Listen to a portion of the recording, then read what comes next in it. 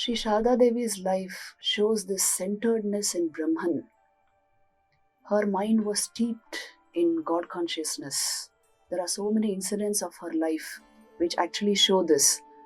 And that is why even her central message is connected to this. She would say, learn to make the whole world your own. Nobody is a stranger. The world is yours. Everything is a manifestation of that Brahman only.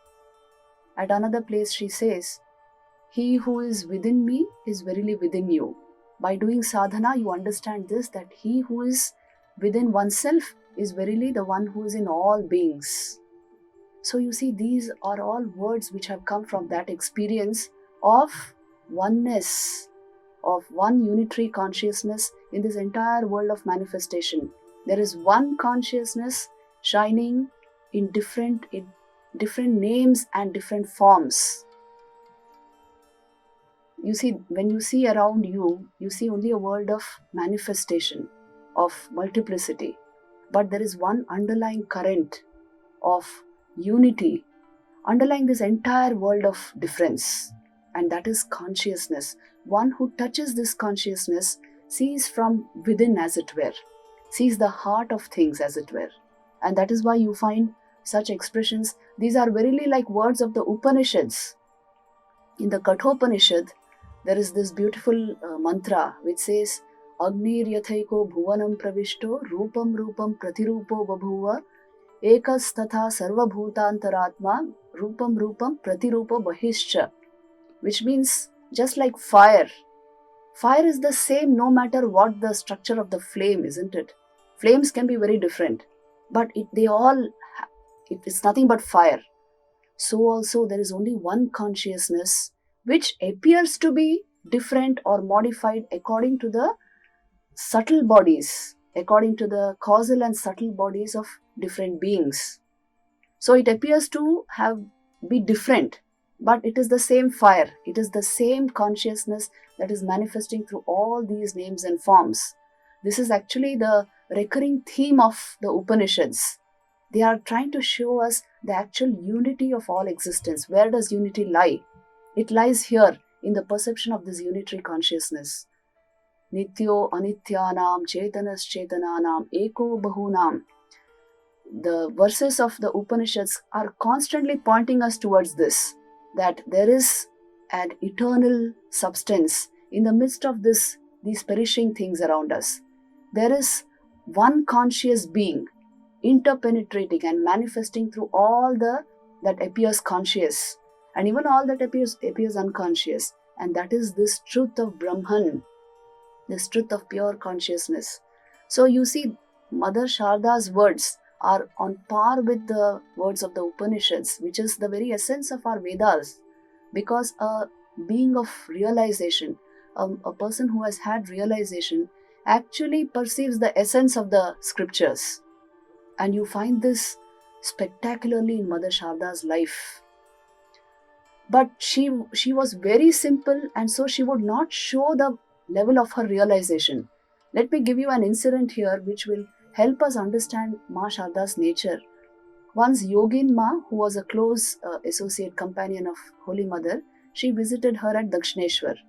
And Mother Sharda told her very simply, see, the master is in ecstasy day and night. Please go and tell him I also want a little taste of that ecstasy. I am also yearning for it. Please tell him this.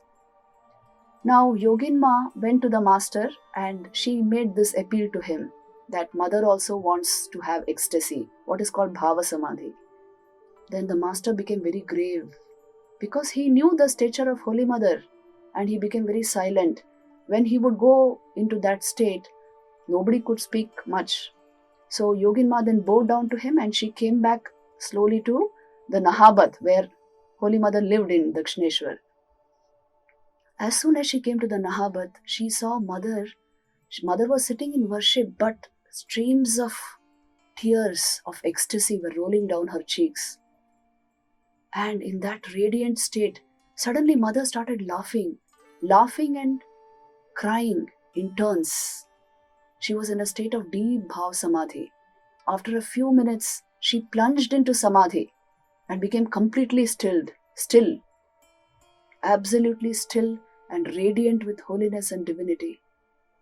And Yoginma was stunned at this sight, and she just stood there, unable to speak anything. And after a long time, mother came out of this state, and gradually she opened her eyes. As soon as she opened her eyes, she saw Yoginma standing there. And then she is telling her like a girl, "Did you tell Master about my request? Did you tell Sri Ramakrishna about what I requested?"